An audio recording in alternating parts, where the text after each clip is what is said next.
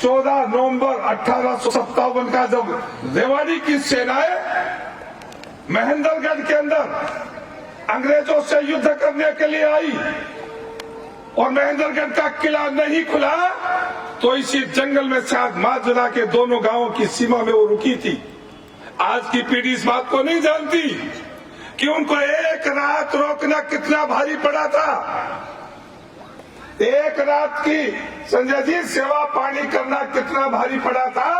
जो 16 नवंबर 1857 को नसीबपुर की धरती के ऊपर यह दुर्भाग्य से इस अहिरवाल की सेनाएं हार गई और अंग्रेज जीत गए तो एक एक व्यक्ति को चुना, एक एक गांव को चुना उन लोगों ने जिन्होंने और अहिरवाल की सेना को सहयोग किया था। और सबसे बड़ा यदि कष्ट था तो माजरा के लोगों ने उनकी जमीनें कुर्क करके और उनको जब्त कर लिया था। और माजरा के बुजुर्गों ने पुनः संघर्ष करते हुए अपने घर की खेती को वापस खरीदने के लिए कितने सालों प्रयास किया होगा, वो कहानी बहुत लंबी है, माजरा के इतिहास में पढ़ी जा सकती है। जब मैंने माजरा के लोगों से ये पूछा लिखा तो उनको घटना का ही नहीं पता था। मैंने कहा जब इस घटना का नहीं पता तो माजरा के लिए करने की कल्पना क्या आ सकती है, आगे क्या हो सकता है, इसका विचार कैसे आ सकता है। इतिहास आगे बढ़ने का रास्ता है। जिस कौम ने, जिस संस्कृति ने, जिस सभ्यता ने अपने इतिहास को भुला दिया, अपने महापुरुषों को भुला दिया, उनका अस्तित्व भी बहुत लंबे समय तक नहीं रहा। अंग्रेज जानता था कि एक बार तो हार हो गई, लेकिन ये शक्तिशाली लोग यदि इकट्ठे रहे तो दिल्ली इनसे दूर नहीं है। इसीलिए उस समय अंग्रेजों को जिसने साथ दिया था, नाभा, पटियाला, जींद, अलवर, झुंझुनू, जयपुर, दिल्ली का एरिया, उनको छोटे छोटे टुकड़ों में बांट दिया ताकि तुम भी राज करो और हम भी राज करेंगे। ये दोहरा शासन इस इलाके पर पड़ा और इस पिछले 150 सालों के इतिहास में जो इलाके अलग अलग भागों में थे वो ये भी भूल गए कि हम एक इकाई में थे। लेकिन आज संतोष है, 3-4 साल के छोटे से कालखंड के अंदर हमारी बात का समर्थन भी मिला और काम को गति भी मिली। प्रारंभ में मैंने, अजय भाई बैठे हैं सिगड़ा, बोला गुरुजी बात तो मेरे मन में भी कई बार आवश्यक है पर यह पार पढ़न की कोल्या।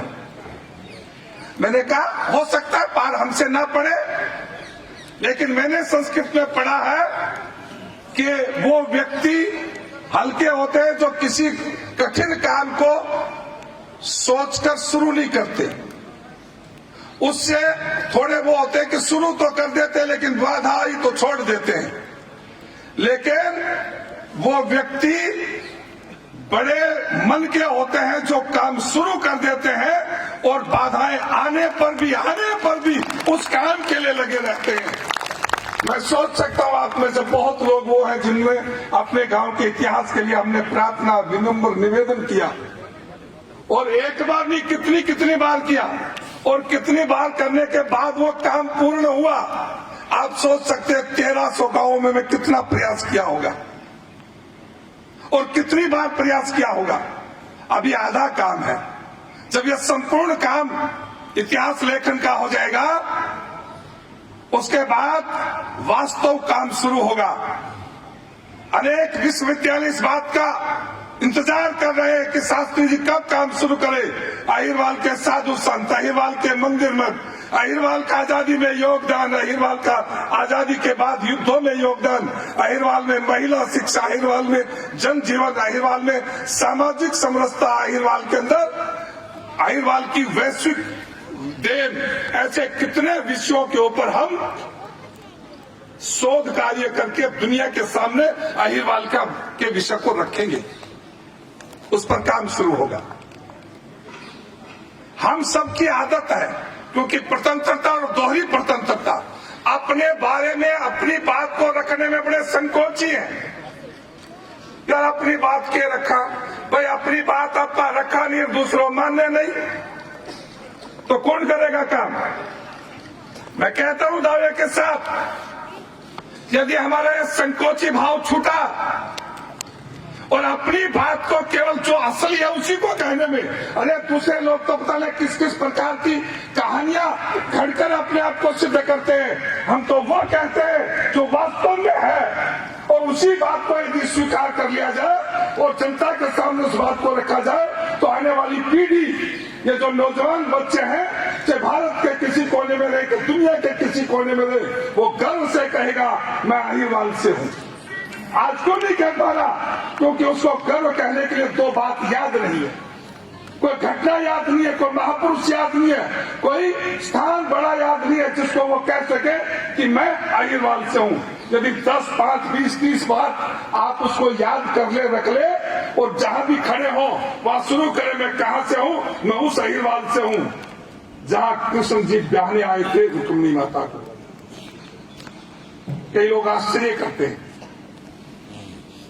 मैंने कहा भगवान कृष्ण के बड़े भाई बलराम कहां पे आए थे?